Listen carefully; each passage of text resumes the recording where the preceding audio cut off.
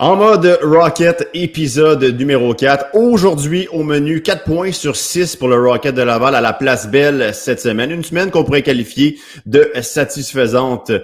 Owen Beck et Florian Jacquet, d'un début de saison un peu en deçà des attentes. Faut-il s'inquiéter de la production et du rendement des deux jeunes joueurs? Jared Davidson, presque en tête des meilleurs buteurs de la Ligue américaine. Il en sera question. Et on termine le tout en recevant Jessica Lemay, la journaliste de Tout sur le hockey, de Sick Podcast, épisode numéro 4 dans Mode Rocket. Ça part. Le Sick Podcast, en mode Rocket.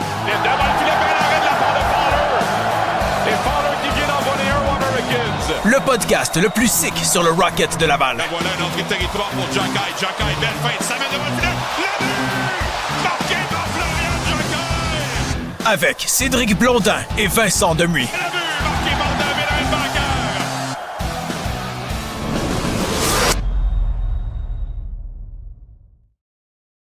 Bienvenue tout le monde à cet épisode numéro 4. Oui, déjà un mois qu'on roule ce fabuleux podcast en mode Rocket. On espère que vous êtes du rendez-vous et vous appréciez ce rendez-vous hebdomadaire. Du moins, Cédric, moi j'apprécie ce rendez-vous en ta compagnie. On s'est pas mal vu en fin de semaine. Oui. Ça fait longtemps, hein? Ouais. Pas tant, là. Ça fait un petit peu moins de 48 heures, mais oui, on s'est vu beaucoup, c'est le fun. C'est le Non, fun. mais- Et Vas-y. quelle façon de commencer une autre semaine ensemble à parler de l'actualité du Rocket de Laval. Non, mais j'allais dire, c'est pas mêlant. Je te vois plus que ma blonde. C'est. Elle entend probablement le podcast, mais écoute, la relation est différente avec toi, Cédric, mais Absolument. ô combien plaisante aussi.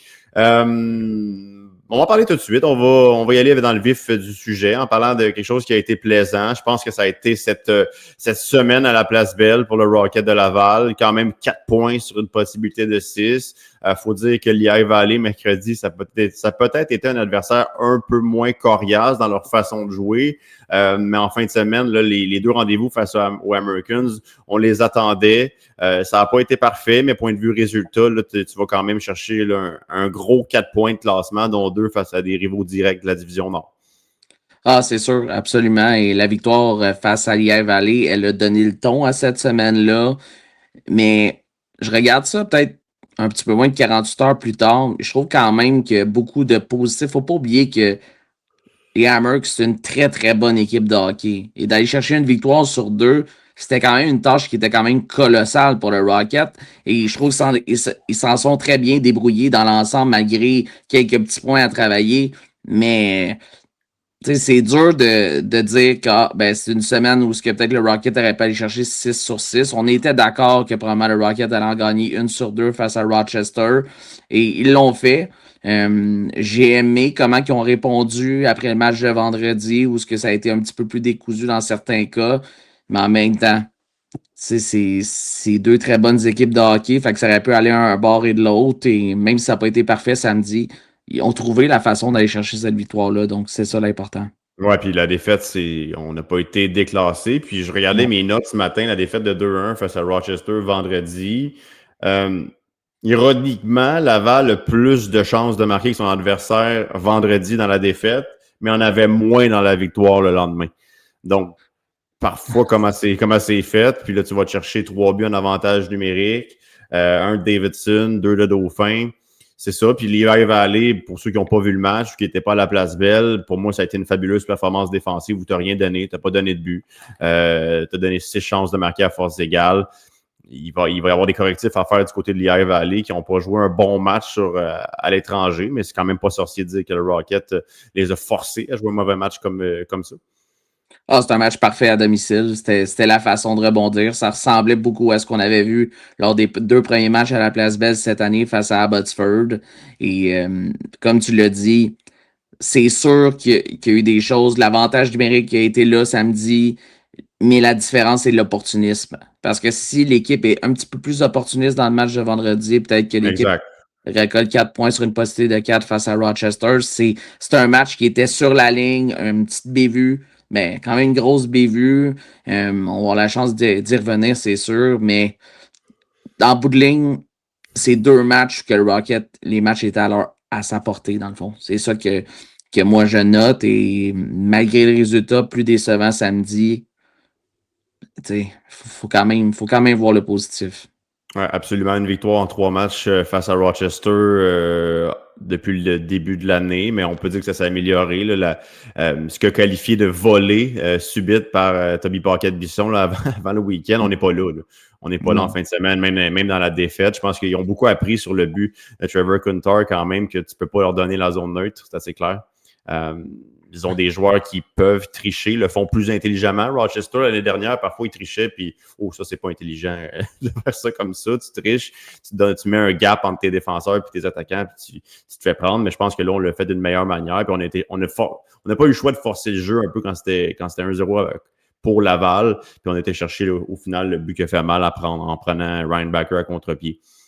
On se sentait venir, ce but-là, venant sur une contre-attaque ou un long jeu. Combien de chances ils ont eu vendredi?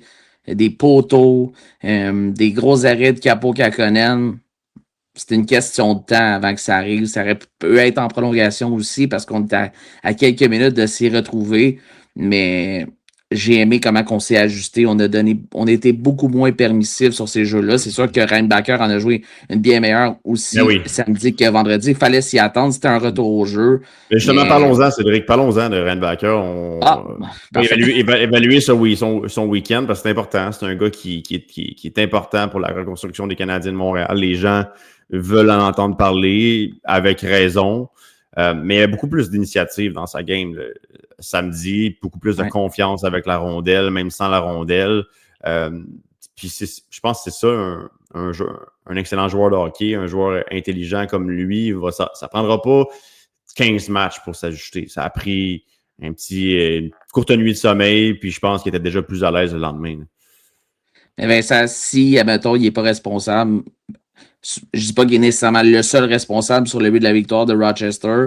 On n'a peut-être pas le même discours aujourd'hui. En bout de ligne, moi, ce que j'aime dans le cas de Reinbacker, c'est que après le match, il savait immédiatement, puis il savait déjà qu'il était en mode « OK, je m'en veux, c'est ma responsabilité, je n'ai pas réussi ma couverture sur le but qui est dans la victoire à l'adversaire. » Moi, d'entendre ça, et j'aime son aura, si on veut, par rapport à ça, le fait comment que lui réagit par rapport à cette situation-là de ce but Trevor Kuntar.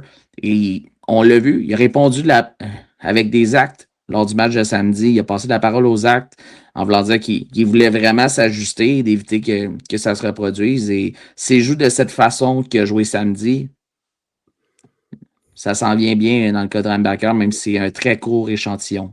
Ouais, puis je pense que le plan avec lui, c'est de l'impliquer sur les unités spéciales. Je pense que ça peut amener un dynamisme à la deuxième vague. On l'a tout de suite vu, là, parce que veut pas, quand tu es l'adversaire, il faut que tu aies une attention directe envers son tir frappé qui, pour moi, son tir, en fin de semaine, ça peut être une difficulté. Puis c'est normal, il y a du synchronisme pour être en mesure d'armer son tir sur réception. Il y a le fait de cadrer les tirs également, que si on va travailler avec le jeune, t'es mieux de cadrer puis de ne pas viser top shelf, comme on dit. Parfois, donner une chance à tes joueurs qui peuvent être bons autour du filet, mais on voit clairement qu'il va être impliqué également en désavantages numériques. Il a été très, très bon en désavantages numériques. Il a fait son travail également pour aider les gardiens de but. Puis je pense que ça, de l'utiliser en piqué puis en avantage numérique, ça peut le mettre en confiance pour son jeu à force égale également. Absolument. Et ça a été difficile pour pas mal tout le monde. Je vais peut-être du côté des tirs de la ligne bleue cette fin de semaine dans les 2 matchs face à Rochester, mais on a vu à quel point il était craint, ce tir-là, sur le but de Jared Davidson du côté de la 3e période de mémoire samedi. Le but en avantage numérique inscrit par Davidson sur un tir sur réception sur le flanc droit. Exact. Donc, il y a l'option du tir de Reinbacker et ça a ouvert la porte vers Davidson. C'était bien fait et il y a plusieurs options, là. Tout semble se placer pour avoir un avantage numérique qui ne produit plus. Et ça part avec ce retour de Reinbacker sur cette deuxième vague. Oui, absolument. Puis, petit mot sur la deuxième vague. Moi, ce qui me désole un peu, c'est qu'on voit un peu moins de Jacky sur l'avantage numérique, étant donné que tout le monde est de retour. Joshua Roy est là, Del Gaizo est là pour aider Reinbacker au point d'appui. which is a good thing, dans le sens où ça permet à Ryan Backer de peut-être pouvoir prendre un peu plus de liberté au niveau de son tir, d'avoir Del Gaizo. On va en parler également de Florent Xhekaj dans ce podcast.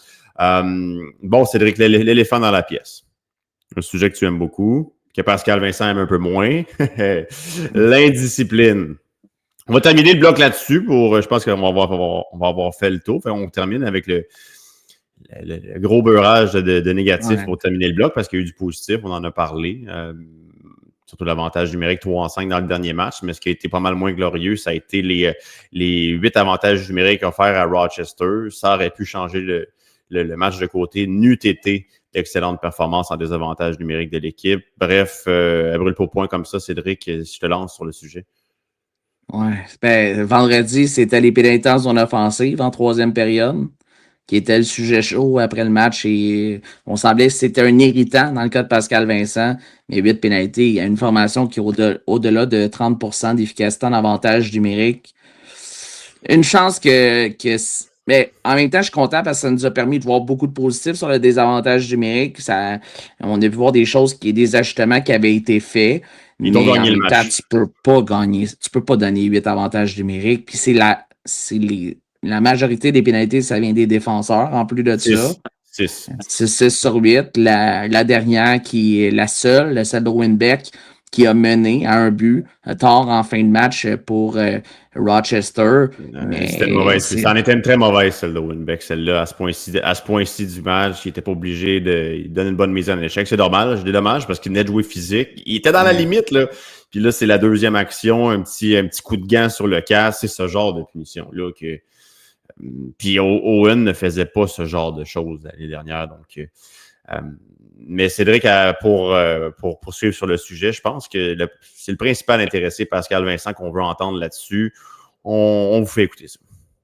Oui, c'est des décisions individuelles là, que faut absolument régler ça parce que ça va nous faire mal. Mais présentement, aujourd'hui, notre désavantage numérique a bien fait, mais j'ai vu une équipe qui était plus physique, oui. Maintenant, les punitions qu'on a prises, c'était pas en rapport avec le jeu physique. C'était des décisions personnelles, puis ça, on va régler ça. Oui, il faut faire la distinction entre ce qui est une action personnelle, de la frustration, des fois de la maladresse, ou jouer physique, puis là, l'arbitre a trouvé que tu as un petit pouce au-dessus de la limite. Oui, bien absolument. Si tu prends 8 pénalités et ça te coupe 8 buts parce que tu t'es forcé d'accrocher dans une chance en or, c'est une chose. C'est une chose. Mais des répliques, des pénalités en zone offensive, en zone neutre, où ce que tu te fais battre, c'est ça. Je pense qu'on était sur la ligne à quelques occasions dans ce match-là face à Rochester samedi. Les officiels avaient quand même le bras facile, mais tu te dois de t'ajuster dans une situation comme ça et de t'ajuster à ton niveau d'intensité pour ne pas forcer l'officiel à lever les bras. Autant des fois, ça peut être autant permissif. Et quand tu sais qu'il t'a déjà 7 avantages numériques d'accorder à l'adversaire, tu mènes 4-1. Tu ne veux pas donner un avantage numérique pour donner la chance à Rochester, surtout avec la force de frappe qu'ils ont. On l'a vu sur le but de Noah Östlund, quel lancer. Mais en même temps, tu ne peux pas te donner cette chance-là. Mais la bonne nouvelle, c'est qu'il y a quand même quelques jours de pratique cette semaine, des rencontres individuelles, comme Pascal Vincent l'a dit après le match de samedi. Et j'ai l'impression qu'on va avoir une autre équipe de ce côté-là plus tard cette semaine. Ouais. Ce que je suis en train de penser en ce moment, c'est que est-ce que le Rocket a vraiment été chanceux dans les circonstances parce qu'il t'amène Isaac Roséen sur cet avantage numérique-là? C'est celui qui a la meilleure shot, c'est celui qui a le plus d'expérience. Puis d'ailleurs, il a marqué en fin de semaine là, pour les Sabres de Buffalo là, pour faire exprès. Je pense qu'on aurait pu avoir peut-être une autre histoire samedi si sa présence était sur l'avantage numérique. Mais ça, on ne le saura jamais. Exact. On ne le saura jamais. Enchaînons vers notre deuxième bloc, le premier étant maintenant chose du passé. Mais je pense, quoi de mieux, Cédric, pour amorcer ce deuxième bloc qui concerne Laurent Dauphin, d'immédiatement entendre ce que ses coéquipiers Alex Belzile et William Trudeau ont pensé de sa performance de 4 buts samedi face à Rochester. Vu ce soir, écoute, c'est des matchs comme ça, t'en as pas beaucoup dans une carrière, puis très content pour lui, écoute, c'est un vétéran, c'est un joueur qui pète toute sa glace, écoute, c'est vraiment un bon vétéran, puis on est chanceux de l'avoir à Laval. Là. Depuis le début de la saison, il prend de la place dans la chambre, puis pas de la mauvaise façon, de la très bonne façon, puis quand il arrive sur la glace, il est tout le temps prêt à jouer, il fait des jeux, je veux dire, il est excellent avec la rondelle, puis ouais, on dirait qu'il y a tout le temps de quoi qui se crée quand il y a la rondelle. Donc, on est vraiment chanceux de l'avoir. Ouais. Puis William Trudeau qui... je pense qu'il savait sur le premier but samedi qu'il était chanceux de l'avoir. Apparemment que Laurent Dauphin criait après William. Ouais. Donne-moi la POC. Ça a été la bonne chose à faire, finalement, lui donner la POC. Absolument. Quelle façon d'amorcer le match. 59 secondes après le début de la première période du côté de la Place Belle samedi. Mais Dauphin se fait confiance. Il joue d'une façon où en jouant de cette façon, en fait, il n'y a pas de grand joueur qui peut l'accoter chez le Rocket, la façon au niveau de son intensité, son implication. Il mène son trio vers le haut, il mène cette première vague d'avantage numérique vers le haut. C'est un excellent début. On l'a vu combien de fois? On l'a vu sur le premier but du Rocket dans le match de mercredi, de mémoire, le but d'Adam Engstrom.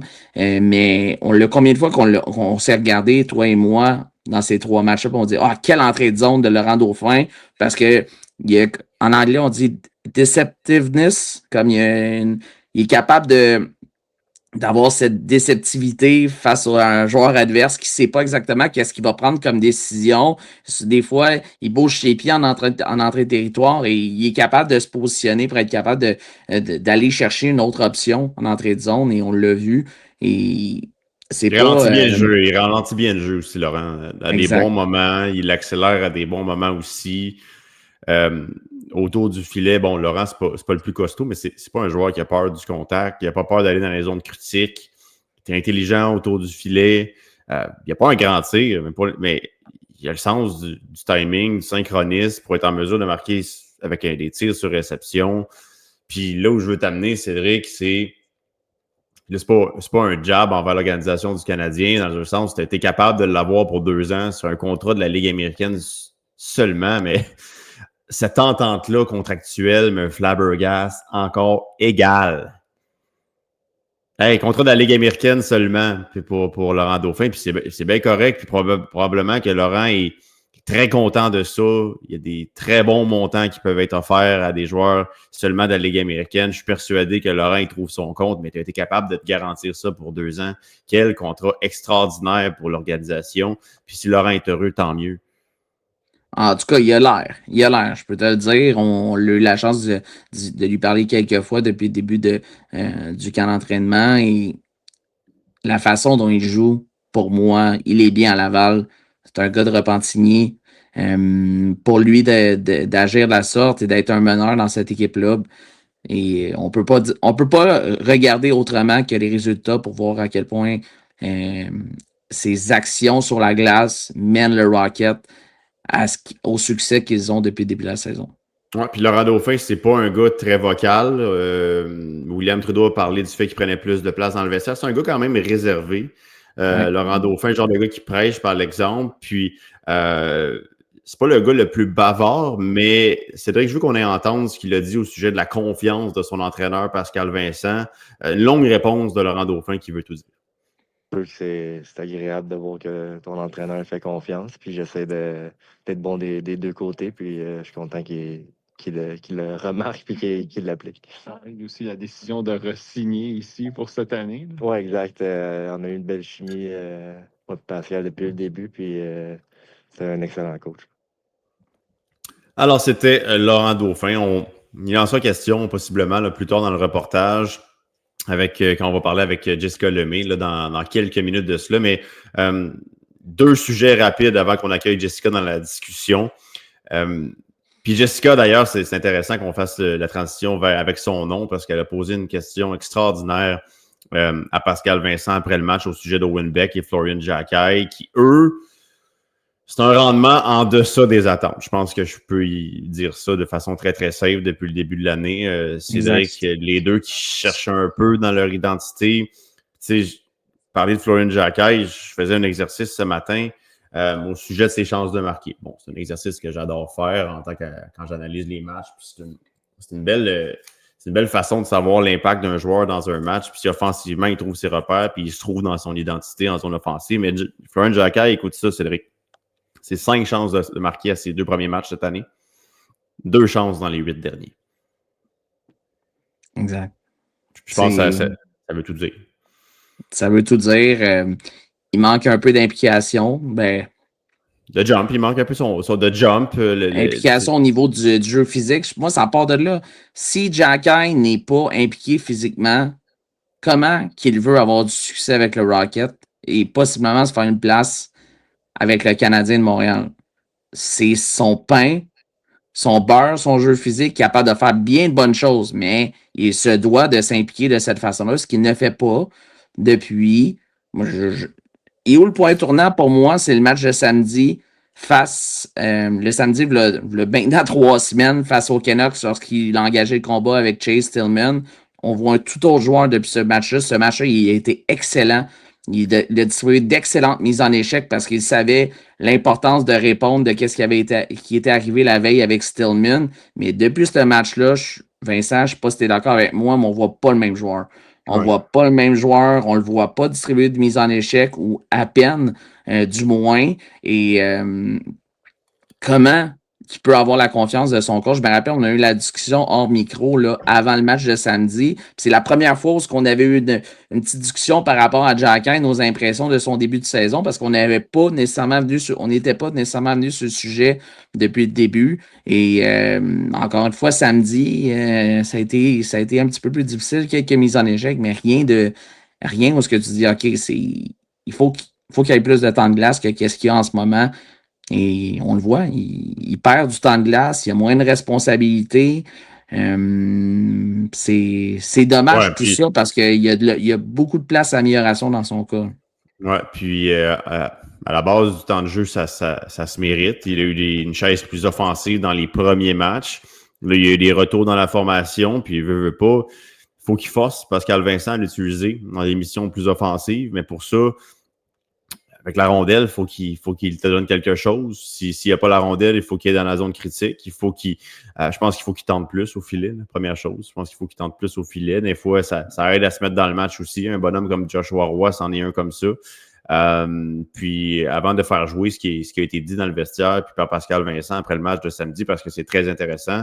Un mot rapide sur Owen Beck. C'est mercredi. Moi, je pense que j'avais adoré son match. Mercredi, face à Lehigh Valley, il a été très, très physique. Oui, c'est ça. Une mise en échec sur Murchison rapidement qui l'a mis dans le match, mais c'est pas constant depuis le début de l'année dans le cas de Owen. Parfois, il garde un petit peu trop la rondelle, le sens du timing pour jouer avec les gars autour de lui, pas toujours là. Mais lui, son temps de glace, pour l'instant, il ne le perd pas. Mise en jeu, ça, Jessica va pouvoir nous en parler. Elle a les données, mais elle semblait me dire que c'est assez stable au niveau des mises en jeu qu'il gagne. Ça, c'est une constance dans sa game, puis ça, tant mieux. Mais dans le cas d'Owen, le Rocket va avoir besoin de lui cette année. Donc, offensivement, il faut qu'il t'en donne un peu plus qu'il t'en donne présentement, parce qu'avec la rondelle, on ne peut pas dire qu'il crée une multitude de choses autour de lui pour ses coéquipiers. Mais c'est pas normal, Vincent, que 2 des joueurs qui ont quitté le plus tard le camp du Canadien se retrouvent sur le 4e trio en fin de semaine. On le sent vraiment moi, je le sens comme un message. Jacquet, c'est pas une surprise, mais dans le cas de Beck, de le mettre à droite de Jacquet dans le match de samedi, pour moi, c'est un gros message parce les deux manquent de constance. C'est la grosse opportunité dans les deux cas. On avait adoré la mise en échec d'Owen Beck suite au but inscrit par le Rocket en première période face aux Phantoms mercredi, mais ça a peut-être été une mauvaise décision sur l'échappée de Slaggert dans le match. Je ne sais pas si tu te rappelles, il a fait une passe dans les patins de Mark Del Gaizo. Puis moi, j'avais dit que Grandbacker s'était fait battre de vitesse là-dessus. Puis tu es retourné, tu as regardé de où ça partait. Ça partait d'une mauvaise passe, une mauvaise prise de décision de Winbeck en territoire offensif qui a mené à cette chance de marquer-là. On n'est pas habitué de ça dans le cas du 62. Et surtout un gars qui est aussi responsable que ça dans les deux sens de la patinoire normalement. Ouais, là, ce que Pascal Vincent nous a dit cette semaine, il parlait pas d'un manque d'effort dans le cas d'Owen Beck, mais un gars qui pousse sa réflexion un peu trop loin sur la glace. Tu sais, la peur de vouloir faire une erreur, évidemment le manque de stabilité aussi en ce début de saison avec les Canadiens ont été rappelés. C'est évidemment que pour un joueur, c'est pas toujours une bonne chose. Il y en a qui réagissent mieux que d'autres à être trimballés en haut en bas comme ça. Puis Owen, en début d'année, devra se ressaisir. C'est un joueur de caractère. Ça, de ce que je connais d'Owen, il n'y a pas de doute à ça. Est-ce on va en parler avec Jessica, mais y a-t-il une petite ombre d'inquiétude à y avoir? Je pense que oui. Je pense que oui. On va être bien honnête. Je pense que oui. Est-ce que les choses peuvent se replacer? Absolument. Donc, on va l'écouter tout de suite ce que Pascal Vincent et Alex Belzile avaient à dire au sujet du début de saison des deux jeunes joueurs. Recalibrer un petit peu, là. C'est deux joueurs qui ont eu deux très bons camps au camp du Canadien. Je pense que les émotions étaient très, très hautes. Puis là, ça redescend tranquillement. Leurs attentes personnelles. On va commencer à faire des rencontres individuelles cette semaine, là, passer plus de temps individuellement, savoir où ils en sont mentalement. Donc, mais ça, évidemment, c'est la deuxième année. Il y a des... surtout quand tu as eu une très bonne première saison, la deuxième année, tu te mets des attentes encore plus hautes. Puis des fois, tu peux être ton propre ennemi. Leurs intentions sont bonnes. Fait que ça, c'est positif, mais je pense qu'on doit juste recalibrer un petit peu. Oui, c'est sûr. Écoute, j'ai passé par là. J'ai déjà été jeune aussi. Puis c'est les premières fois que tu es si proche de nationale où tu y goûtes puis que là, tu redescends. Souvent, c'est une réaction humaine qui tu veux rester dans la meilleure ligue au monde, mais c'est une ligue américaine. C'est vraiment une bonne ligue aussi. C'est une ligue de travailleurs. Donc, il faut que tu mettes tes bottes de travail pour avoir du succès ici. Là. Ouais, puis Cédric, aux dernières nouvelles, mes sources me disent qu'Alex Belzile a déjà été jeune. Ouais. Ça, c'est la... Hors de tout doute. Non, mais le plus sérieux du monde, je pense que... Puis je prévoyais pas garder la clip d'Alex Belzile, mais je l'ai écouté comme du monde le matin, puis je me dis, je pense qu'il vient de mettre le doigt sur un pas pire bobo dans le sens où Owen Beck et Florian Jacquet, puis on va terminer là-dessus parce que là, il faut absolument parler à Jessica Lemay, Cédric. Il faut que les deux comprennent que c'est une belle ligue. Il faut être un petit peu plus dans le moment présent. Je dis pas que les deux ont la tête avec le Canadien de Montréal, mais je pense qu'en quelque sorte, on doit refaire du Rocket de Laval et se dire, là, c'est mon équipe. Là, c'est ma ligue. Puis les choses vont arriver d'elles-mêmes. Les bonnes choses dans ta vie vont arriver si tu te comportes de la bonne manière et tu fais ce que tu as à faire. Autrement dit, ils vont être rappelés s'ils font ce qu'ils ont à faire, qu'ils jouent de la bonne manière et qu'ils font du Rocket leur équipe. Je ne sais pas qu'Alex Belzile dit ça, mais moi, ça a été ma réflexion quand j'ai écouté Alex ce matin. Ah, 100%. Et ça va être difficile pour eux d'avoir un rappel s'ils jouent de cette façon-là, mais tu sais quoi? Ça fait juste 10 matchs. Seulement 10 matchs. Il y a du temps pour s'ajuster. J'ai bien hâte de voir si les ajustements vont être faits, mais je le sais que du coup, j'ai entièrement confiance en Pascal Vincent. Il a dit on va avoir des rencontres individuelles. Il les connaît. Il a déjà créé une relation avec les deux jeunes hommes. Donc, on ne part pas de zéro. Donc, c'est pour ça que... Ouais, mais conclu. Ah ben, c'est exactement ça. Il les connaît bien. Et le Rocket a besoin de ces deux joueurs-là si elle veut avoir du succès tout au long de cette année-là. Mais c'est aussi simple que ça. S'ils n'ajustent pas le tir, ils vont donner les opportunités à d'autres joueurs qui le méritent plus. Exactement. C'est comme ça. Et parlant de quelqu'un qui mérite quelque chose, qui mérite d'entrer dans la discussion, on va accueillir immédiatement Jessica Lemay de Tout sur le hockey. Jess! Hey! Salut! Belle transition, ça? Comment ça va? Ça va bien, vous autres? Vous m'entendez bien? Oui, très bien. Oui. Je suis content, Cédric, d'avoir Jess parce qu'elle est extraordinaire. Allez lire d'ailleurs ses articles sur le Rocket et tout autre sur Tout sur le hockey. Jessica et les gars de Tout sur le hockey font un travail incroyable pour couvrir un paquet d'horizons dans le monde du hockey. Puis Jess, je me disais que j'allais parler de Jared Davidson avec seulement Cédric. Mais là, je me suis dit, on va introduire Jess. On va parler de Jared Davidson tout de suite en partant. Est-il maintenant, puis on va laisser tout le monde s'exprimer là-dessus. Est-il maintenant l'option numéro 1 chez le Canadien si tu as à penser à un attaquant? Peut-être Jess, pour commencer. Cédric, je veux t'entendre après. Ah ouais? OK. Écoute, assurément, il serait méritant. Puis, tu sais, si on regarde les 2 rappels précédents, tu sais, t'as Josh Roy qui a été rappelé, t'as Owen Beck qui a été rappelé. C'est quand même une chaise qui aurait bien fité avec Davidson. C'est sûr qu'il y a sur un bottom 6, là, c'est sûr qu'il y a une hiérarchie à respecter. Malheureusement, ça existe, là. Laurent Dauphin, c'est un bon exemple, que la hiérarchie, quand même, est importante dans l'organisation. Fait que, assurément, Davidson mériterait un rappel juste par...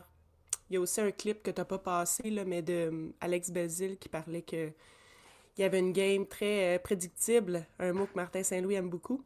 Mais justement, Jess, on va aller l'écouter. On va aller l'écouter, ce clip d'Alex Belzile sur Jared Davidson, puisque tu en parles. Un bon joueur de hockey. Il y a quand même une game très simple aussi. Ça, j'aime ça. C'est prédictible. Il va dans les endroits où son talent ressort. Proche du but, dans les zones qu'il peut recevoir des rondelles pour lancer. Donc, tu vois qu'il y a un flair offensif, un marqueur naturel. Donc, j'ai hâte de voir la suite là, de créer une chimie avec. Là. Vas-y, Jess. Voilà. Merci, Alex. De retour. Fait que c'est ça, tu sais, j'ai juste l'air de quelqu'un qui a une très bonne mémoire parce que j'ai juste répété ce que Belzile a dit, mais c'est ça. Tu sais, Belzile, c'est important de le sortir dans des matchs parce que c'est comme un coach, là. C'est comme un Martin Saint-Louis 2.0 avant sa retraite. Fait que t'as toujours l'heure juste, puis c'est toujours très intéressant. Est-ce que Jared Davidson serait ton premier attaquant à rappeler ou encore là, tu irais plus vers un Roy, donner une autre chance à Owen Beck, tu dirigerais vers quoi? Au mérite, oui. Mais je vois un petit peu du côté de Jess aussi. Ça dépend dans quel rôle que tu as besoin d'un rappel. Si tu as besoin d'un rôle pour un gars qui va donner de l'énergie, qui va jouer dans un bottom six, tu y vas avec un Jared Davidson. Si tu mets Joshua Roy dans de telles circonstances, tu ne mets pas Roy dans une situation où il peut avoir du succès. Moi, c'est comme ça que je vois ça, mais c'est sûr que si tu vas au mérite, Jared Davidson le mérite. Et il aura son rappel cette année. Je ne peux pas concevoir qu'il n'aura pas une chance de se faire rappeler à Montréal au courant de cette saison-là. Ce sera surveillé. Et moi, c'est vraiment de ce côté-là. Là. C'est vraiment au mérite dans le cas de Davidson, mais j'aime le point de Jess par rapport à la hiérarchie. Ça part de là aussi. Tu sais, est-ce que peut-être j'enchaîne un peu parce qu'on vient de parler de Beck et Jacky, mais est-ce que c'est un peu relié avec le rappel de Josh aussi? Tu sais, des fois, là, c'est une question mentale, hein, tout ça. Hein, les joueurs réfléchissent beaucoup. Owen Beck, c'en est un. Jared Davidson ne réfléchit pas vraiment depuis le début de la saison et ça paraît sur les résultats. Là.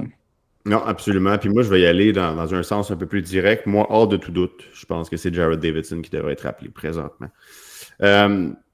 Pour le message que ça enverrait également, d'y aller au mérite, je pense que dans une culture organisationnelle, ça reste important. Puis oui, il y a la hiérarchie, mais en même temps, pour moi, c'est Laurent Dauphin n'a pas de contrat de la Ligue nationale, alors il est exclu de l'équation, quoi qu'il pourrait en avoir un. Il n'y a rien qui pourra empêcher cela si vraiment tu as besoin de lui, mais la polyvalence également de Jared Davidson, il peut jouer sur une 3, il peut jouer sur une 4, on voit qu'il peut marquer des buts, c'est pas juste un gars comme Luke Tuch que tu sais que tu en as besoin sur une 4 puis nulle part ailleurs. Je pense que Jared peut amener de l'offensive. Puis c'est pas. Je pense que c'est un joueur. Il est un peu caméléon, dans le sens que dans n'importe quelle structure de jeu, je pense que c'est un gars intelligent, puis c'est un gars qui va s'adapter. Vous pouvez réagir à ça si vous en avez envie, mais moi, ça serait un no-brainer, autrement dit.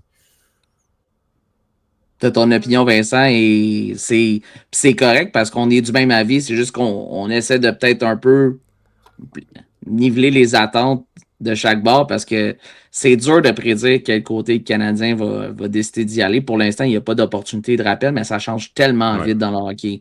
Mais quel joueur ferait le plus mal au Rocket s'il était rappelé avec le Canadien à ce moment-ci? Je pense que la réponse, on l'a. on l'a Ouais. tous en ce moment, c'est qui a le plus gros impact dans la formation? C'est Jared Davidson. Donc, si tu regardes comme ça, est-ce que ça peut aider à prendre une décision dans le cas de Davidson? Est-ce qu'on va consulter Pascal Vincent? Fort probablement. J'ose imaginer que lui va avoir son mot à toujours des dire. discussions. Ouais. Pour terminer sur Davidson, je vais vous montrer le bel élément graphique des meilleurs buteurs de la Ligue américaine au moment où on se parle. Si je vous avais dit que le Rocket aurait 2 des meilleurs buteurs de la Ligue américaine à ce point-ci, Jess, m'aurais-tu cru si je t'avais dit ça au mois de septembre? Ben, peut-être pas ces deux-là, mais ça Oh, c'est m'étonne pas intéressant. tellement. Ouais, ça m'étonne pas tellement. Quels auraient été tes deux choix? Ah ben là, écoute, c'est sûr que Belzile a toujours, tu sais, il y a des mandats avantage numérique, première ligne, fait que tu sais, Belzile aurait aussi pu, tu sais, peut-être pas 7 buts, mais tu sais, ramasser plusieurs points. Mais Laurent Dauphin, non, là, ça me surprend pas, mais tu sais, il faut dire, là, il a scoré 4 buts à sa dernière game. Là, tu sais, il serait pas dans le portrait s'il n'y avait pas eu ce match exceptionnel-là. N'en demeure pas moins que c'est lui qui est de loin le plus de chances de marquer pour le Rocket. Là. Donc, tu sais, il a vraiment sa place là. Mais non, c'est peut-être pas les deux à ce niveau-là. 7 buts quand même, Dauphin, là, c'est en 10 games, là, c'est pas... il gardera pas cette pace-là toute l'année, puis c'est bien correct. Là. Il fait plein de bonnes choses. Puis, Ced, avant, c'est toi que je veux entendre, mais 29 buts par le Rocket depuis le début de l'année, 14 viennent de ces deux gars-là. Une bonne ou une mauvaise nouvelle? Mauvaise. Ouais, je dis la même chose. Vas-y, mauvaise, c'est sans l'ombre d'un doute. Il y a certains qui sont capables de beaucoup plus. Et tout le monde le sait. Il n'y a pas de surprise là. Mais tu sais quoi? J'ai été extrêmement rassuré par la réponse du groupe dans le match de samedi, alors qu'on a séparé, on a brassé la soupe là, avec les 2 premiers trios, en mettant Belzile avec Davidson et Meshard sur la deuxième ligne. Ensuite, Roy sur le premier trio avec Dauphin et Farrell. C'est, pour moi, de voir la réaction qu'on a vue dans le match de samedi par rapport aux ajustements qui ont été faits. Mais à un moment donné, il y en a d'autres qui vont devoir suivre parce que c'est impossible. OK, j'exagère peut-être en disant impossible, mais c'est très peu probable qu'on voit Davidson et Dauphin maintenir le rythme encore pendant longtemps. Donc, à un moment donné, il va y avoir d'autres qui vont devoir faire le travail. Et j'ai bien hâte de voir qui sera les prochains. On est juste rendu à 10 matchs dans cette saison-là. J'ai hâte de voir après 20, lorsqu'on aura peut-être une discussion par rapport à ça, à voir qui dans la deuxième tranche de 10 parties qui a levé son jeu d'un cran. Jess? 14 buts qui appartiennent, la moitié de la production en termes de buts qui appartiennent à Dauphin et Davidson. Inquiétant ou pas? Je te dirais que non. Moi, c'est drôle, mais l'année passée, alors qu'il n'y avait pas d'attente pour le Rocket, moi, j'en avais beaucoup. Puis, ils ont été surpassés. Mais là, il faut faire attention, c'est une nouvelle saison. Puis là, la barre des attentes s'installe. Puis c'est comme si on se dit que tout le monde a vieilli d'un an, fait que tout le monde va... Mais c'est pas comme ça que ça fonctionne.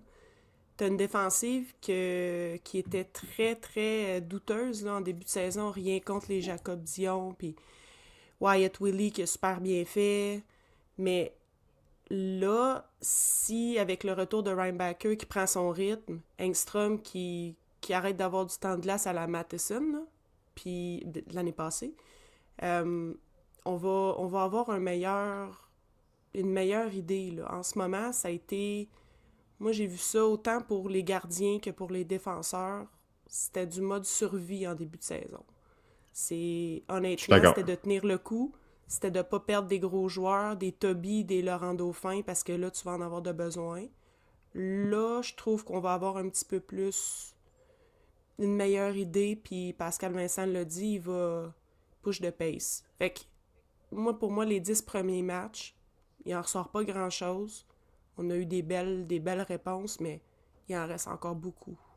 Donc moi, je m'inquiète. Pas du tout. Puis c'est tellement un bon point, Jess, que tu amènes. C'est vrai que le groupe de 6 défenseurs en début d'année, en mode survie, puis j'ai l'impression que le focus, c'était juste on sort le puck.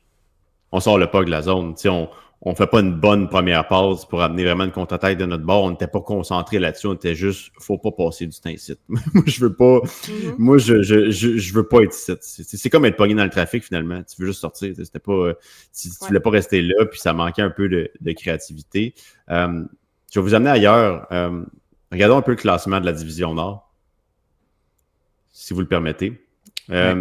On commencer avec Ced, puis Jess, je veux absolument avoir ton son de cloche là-dessus, parce que là, tu abordais le sujet. Une fiche de 6-4, troisième rang de la division Nord après la première portion, la première tranche de 10 matchs. C'est un bon départ, Ced? Je vais dire oui.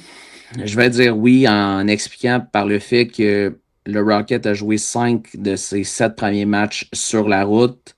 On voit, puis je l'ai répété maintes fois depuis le match de mercredi, le Rocket a une chance en or de recalibrer beaucoup de choses dans cette séquence de 4 matchs à la maison qui va se terminer vendredi face à Hartford. Parce qu'après ça, tu pars et tu pars pendant longtemps. C'est une longue séquence sur la route de 4 parties. Ce ne sera pas des matchs nécessairement faciles, mais il faut juste regarder le portrait global. Il y avait des matchs sur la route qui n'étaient pas faciles. Tu commences à Winnipeg, tu as Belleville, tu as Rochester, on savait que ça allait être difficile, et ensuite de ça, Utica, mais c'est deux équipes complètement différentes qu'on a vues à la maison et sur la route. Mais le Rocket, à la maison, a fait le travail depuis le début de la saison. Une seule défaite sur sa propre patinoire, mais moi, je peux pas te dire que je suis déçu, parce que c'est quand même 12 points sur une possibilité de 20, ce qui n'est pas mauvais non plus. Là. Absolument. Jess, toi, on t'en a glissé un mot rapidement. C'est une victoire au-dessus de tes attentes. Tu pensais-tu que le Rocket allait jouer pour 500 ou c'est en deçà des attentes? Ben écoute, comme l'être humain est un être très contradictoire, je vais te dire que qu'on soit au troisième rang, ça me va. L'affiche, ça me va, mais ce qui me déplaît, c'est les matchs qu'on a joués intra-division. Donc, Belleville, sur la route à Rochester. Puis évidemment, là, on n'a pas de volume, là, on a 10 matchs de jouer. Donc, moi, ce qui me dérange vraiment, c'est ces matchs-là que tu vas revoir dans la saison. Tu ne veux pas laisser en début de saison, alors que tu sors d'une saison historique. Tu peux pas te laisser marcher dessus comme ça, je trouve, par des équipes de ta division. Puis oui, on est fort à domicile, mais je trouve qu'on joue des matchs de route à domicile. C'est correct. On n'est plus... je trouve qu'il manque un peu d'émotion. Mais en général, à la Place Belle, je trouve qu'il manque un peu d'émotion. Je pense que ça s'est un peu transposé à Montréal, puis on est un petit peu... Je trouve qu'il y a comme une petite ambiance qui est moins là. On est juste au mois de octobre-novembre. Mais par rapport à l'année passée, peut-être le fait qu'il y a moins de, justement, des mises en échec, des jeux spectaculaires, de la transition rapide, parce que nos défenseurs étaient pas... notre défensive n'est pas ce qu'elle devrait être. Mais l'affiche, ça va. Je ne vais pas stresser avec les résultats, mais le processus, je m'attendais peut-être un petit peu plus. Ça, c'est la grande contradiction, parce que je parlais de mes attentes, mais on va le prendre. Non, c'est intéressant. Puis, si je peux apporter un complément de sujet à ce que tu viens de mentionner, crédit à Pascal Vincent et son groupe d'entraîneurs pour les matchs qui ont été joués face à des adversaires que tu connaissais moins. Je pense que tu vois la qualité du coaching staff, comment tu as été bien préparé face aux Moose du Manitoba, comment tu as été bien préparé face aux Canucks d'Abbotsford, comment tu as été bien préparé face aux Phantoms de Lehigh Valley. On avait un mois d'octobre difficile d'un point de vue connaissance de nos adversaires, ce qui est très peu commun dans la Ligue américaine. Puis je pense que tu as sorti des grosses performances face à ces clubs-là. Est-ce que c'était l'inverse s'applique aussi, que c'est l'adversaire qui était pas très préparé ou pas bien préparé pour jouer le Rocket? Je sais pas, mais là, des matchs intra-division, tu vas en avoir de plus en plus. Tu en as joué 3 face à Rochester. Contre Syracuse, j'ai l'impression, Jess, que ça va être très compliqué aussi. On les voit au classement, vous le voyez, c'est une surprise de les voir premiers. Je m'attendais à les voir en milieu de peloton, peut-être pas loin du Rocket, mais ils ont perdu seulement 2 fois. Il faut dire qu'ils ont ajouté Jacob Pelletier puis Connor Geeky. C'est un solide joueur de hockey, mais Joël Bouchard, encore une fois, fait quelque chose d'extraordinaire avec le club école du Lightning. Absolument. Jess, je sais Une pas si tu équipe veux. structurée, la gestion de rondelles, c'est important contre ces équipes-là. Là. C'est des équipes qui te font payer cash, comme on dit. Puis, le Rocket, l'année passée, il disait, là, tu fais pas des choses que tu ferais pas en série, mais on en fait beaucoup depuis le début de la saison. Des choses 100%. qu'on devrait pas faire. Fait que ça va peut-être être une bonne volée, là. Des fois, c'est ça que ça prend aussi. Mais j'ose espérer que les gars vont garder ces matchs-là proches pour se donner une chance. Bon, dernier sujet que je veux qu'on... Seb, voulais-tu ajouter avant qu'on fasse la Ah, mais transition au dernier sujet?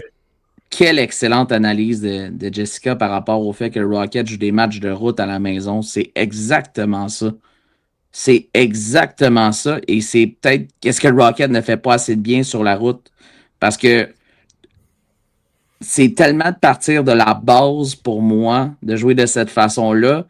Parce que tu fais des petits détails, les petites choses simples, tu exécutes tout ce que tu as exécuté et tu attends tes opportunités. C'est ça des matchs de route. C'est ce qu'on a fait dans le match de samedi. C'est ce qu'on a fait face à l'IA Valais en première période dans le match de mercredi.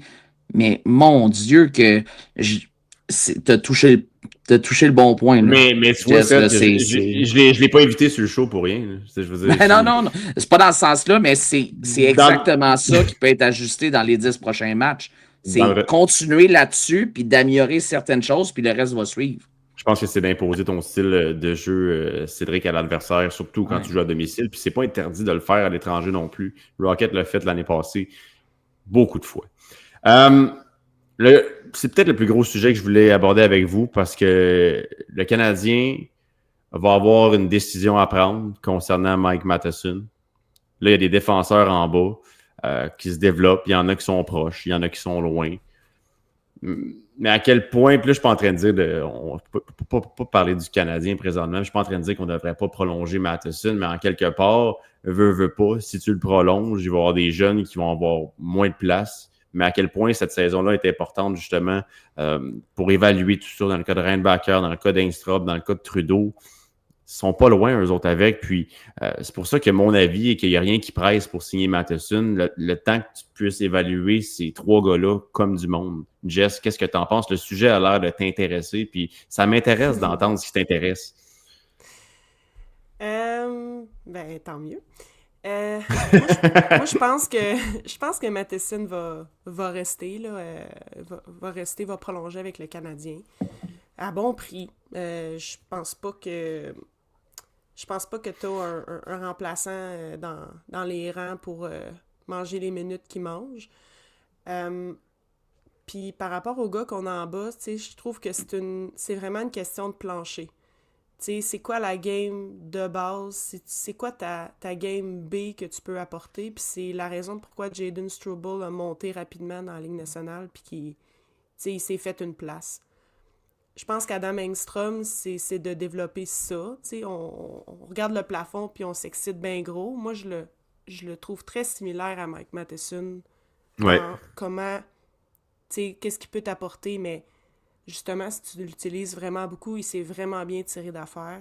C'est un gars qui compétitionne, fait que, c'est bien, il y a une bonne note dans mon bilan, mais c'est pas, j'entends il y a plusieurs équipes, une vingtaine d'équipes dans la Ligue nationale, quinzaine, qui l'auraient dans le line-up pour commencer l'année.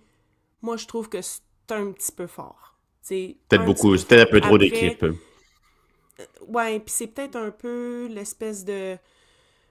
il y a eu un bon camp, il joue bien à Laval, mais je suis pas sûre que c'est tant réaliste, là. Moi, je l'aime beaucoup, mais il y a encore beaucoup à faire. Son plancher, sa game, il s'est full amélioré, mais justement, là, c'est une deuxième année. Physiquement, Puis William Trudeau, moi, je l'adore. J'adore ce qu'il apporte dans sa game de base, puis on l'a vu après un retour. Lui, sa game B est extraordinaire, Jess. Ouais. Puis c'est de rester, puis je pense qu'il l'a compris, c'est de rester simple, puis de pas vouloir trop en faire. Ce que je pense qu'Engstrom n'a pas encore compris. Mais c'est pas le même genre de défenseur. Il est beaucoup plus offensif, Engstrom. Mais tu sais, moi, mettons la paire Reinbacker-Engstrom, j'aimais pas trop ça. Mais ça a changé vite, là. Il l'a remis avec Bisson. Puis Reinbacker, ben moi, c'est patience. Ce gars-là, il a besoin de jouer. Puis je le sens quand je le vois à chaque fois. C'est-tu gossant de faire demander? Puis ton retour, comment tu te sens? C'est toujours ça. Non, mais c'est autant gossant lui demander.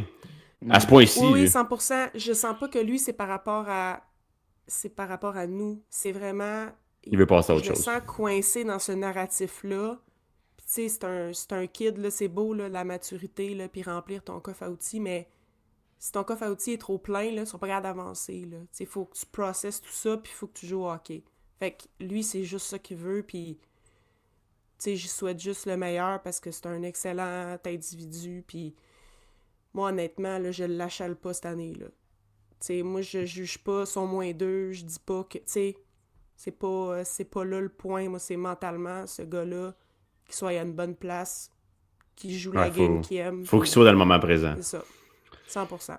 Mais je vais juste rebondir, puis celle, je te laisse y aller après. Moi, j'ai peur quand même que tu signes Matheson à l'âge qui est rendu, puis ma peur, c'est que ça bloque quelqu'un après, mais en même temps, tu pourrais être de l'école de pensée, on s'arrangera après. Exact. Which is fine. Vas-y, Ced. Exact. Tu as résumé ma pensée, Vincent. On n'a pas de presse à amener Reinbacker ou Engstrom en haut en ce moment. La défensive fait le travail. Il y a beaucoup de points d'interrogation avec Caden Goulet au niveau de ses blessures. Alexandre Carrier, il lui reste 1 année après celle-ci au niveau de son contrat. Harper Jacquin, on ne sait pas trop vers où ça s'enligne tout ça. Donc, signons Matheson, laissons Reinbacker et Engstrom se développer cette année et peut-être même l'année prochaine. Il n'y a pas de presse à avoir. Ces 2 joueurs qui vont être excellents, qui sont déjà très, très bons. Mais il ne faut pas les presser dans un rôle où ils ne seront pas dans une chaise qui leur va du côté de Montréal, même si c'est la Ligue nationale. De toute façon, c'est pas un désaveu de jouer avec le Rocket, c'est loin de là. Ouais, puis si c'est un désaveu pour eux, ben, too bad, mais tu vas réaliser qu'ailleurs, c'est pas mieux. Puis si on l'a entendu, même de Belle-Île au début du camp. Là, des fois, tu penses qu'ailleurs, tu peux avoir un peu plus d'opportunités, puis pas nécessairement. C'est... Faut que tu restes centré sur la tâche, puis joue dans la petite NHL à Laval, puis ça va bien aller, là. T'sais. Ouais, c'est ça. Faut se considérer chanceux de pouvoir jouer à Laval, et c'est peut-être en terminant, Jess, c'est peut-être ce que Owen Beck et Florian Jacquet ont à réaliser en ce moment. Toi ta question était incroyable, Pascal Vincent, puis j'ai hâte ça a été quoi ta réflexion quand tu as entendu ça? Parce que c'est peut-être ce que les 2 jeunes hommes ont à faire comme travail, c'est de se mettre un peu plus la tête dans l'opportunité qu'ils ont quand même de jouer avec le Rocket de Laval pour l'instant. Ouais, ben c'est sûr qu'en étant à l'extérieur de cette situation-là, puis que nous, on regarde les matchs, on a des constats et tout ça, c'est tellement différent, tu sais. Quand t'as pas... Eux, ils ont pas de perspective en ce moment, là. Ils sont en train de gagner une perspective sur leur situation. Tu sais, c'est quoi mon identité? C'est quoi qui va faire que je vais percer le Canadien? Moi, je trouve que le Rocket a un début de saison, tu sais, je me l'ai écrit, là. Beck puis Jacquet, c'est comme à l'image de l'équipe, c'est-à-dire maintenant on a des attentes, remplis-les, mais faut pas oublier de faire la base quand t'es là. C'est pas de te voir dans le résultat, mais c'est quoi la prochaine étape, tu sais. C'est ça qu'il faut qu'ils fassent, mais c'est eux qui vont trouver qui vont trouver leur allié aussi, tu sais, ça va être un partenaire de trio, tu sais, en même temps. T'as Beck qui jouait avec Davidson. Puis là, t'as Davidson qui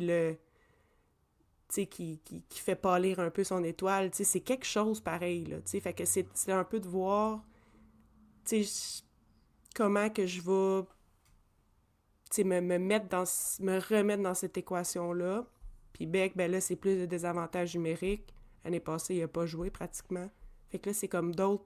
Pascal Vincent l'a dit aussi. Je vais un peu dans tous les sens, mais on est en train de mettre des gars dans des situations qu'ils ne connaissent pas ou qui ont moins été en contact. Fait qu'il y a vraiment comme le fameux recalibrage, ça va être de faire comme garde. On te met dans cette situation-là, puis là, on fait un suivi. Là, on se rend compte, puis on voit un peu, parce que il y a des décalages entre les attentes que le gars a, puis la réalité. Puis ça, c'est juste normal de faire un peu de déni au début, là. Ramenez-vous en début vingtaine, là, dans vos milieux professionnels respectifs. sais, c'est ça, là. Fait que c'est un apprentissage normal, puis... Mais les deux personnalités, moi, j'ai pas vraiment d'inquiétude qu'ils vont se replacer. Bon, sur cette note positive, Jess, le temps file. Je pense qu'on doit déjà se quitter, mais si c'est pas déjà fait, j'imagine que tu vas nous pondre un excellent texte sur cette situation-là. En terminant, je vous invite à aller lire les glorieux textes de Jessica Lemay, surtout sur le hockey.com. Elle fait un travail extraordinaire.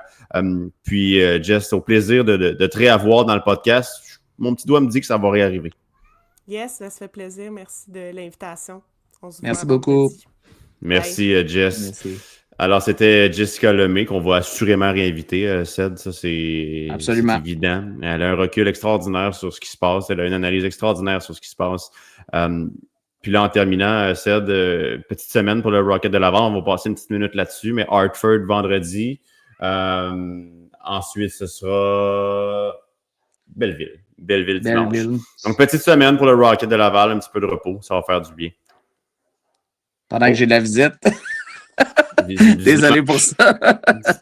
Un petit peu de visite, mais ouais, c'est une belle semaine pour le Rocket avec Hartford vendredi et Belleville. C'est sûr qu'on l'attend de pied ferme, là, ce match-là à Belleville. C'est dimanche, surtout avec le dernier match qu'on a eu la chance de voir du côté du CAA Arena. Mais le match de vendredi est tellement important. Tellement important parce qu'après ça, tu pars pour 4 matchs. 1 à Belleville, ensuite 1 en fin d'avant-midi, mercredi à Springfield. Après ça, tu t'en vas à Hartford et tu termines ça à Providence. Il y a un excellent début de saison en plus de ça. Donc, Vincent, moi, le match de vendredi, j'ai hâte de voir à quoi qu'on va avoir droit comme réponse du groupe suite aux rencontres. Et j'ai l'impression que ça va donner le ton pour cette séquence de 4 matchs de suite là, dans les 2 prochaines semaines sur la route qui seront extrêmement importantes. C'est le moins qu'on peut dire. Ouais, et j'ai très très hâte de voir vendredi l'espoir des Rangers, Gabriel Perreault. Moi, quand je vois un club, je regarde c'est quoi le meilleur espoir, puis c'est ce que je me dis. Puis d'un point de vue face à Belleville, j'ai hâte de voir le résultat, comment on va se préparer pour ce match-là. Tu peux pas regarder l'adversaire de haut présentement. Donc, Cédric, merci beaucoup d'avoir été... t'as pas le choix, t'es des nôtres. Pour chaque épisode, t'as pas le choix. Merci Vincent, ça me fait toujours plaisir. On fait une bonne équipe, toi et moi, et on sera là dès 18h30 vendredi pour l'émission d'avant-match. Ouais, d'ici là, on va avoir un break de notre couple professionnel cette semaine. Ça va faire du bien. On va prendre du recul chacun de notre bord. Là. C'est parfait. Puis on se retrouve le week-end prochain. Pour ce qui est du prochain épisode en mode Rocket, dans une semaine. C'est pas compliqué. C'est un rendez-vous qui est ponctuel. En attendant, merci d'avoir été des nôtres. J'espère que vous avez aimé cet épisode. Puis on se dit à la semaine prochaine. Salut la gang. Salut. Et c'est fini pour aujourd'hui. On espère que vous ne vous ennuierez pas trop de nous d'ici la prochaine fois. Abonnez-vous à le Sick Podcast en mode Rocket sur YouTube, X, Facebook, Instagram et toutes les plateformes audio.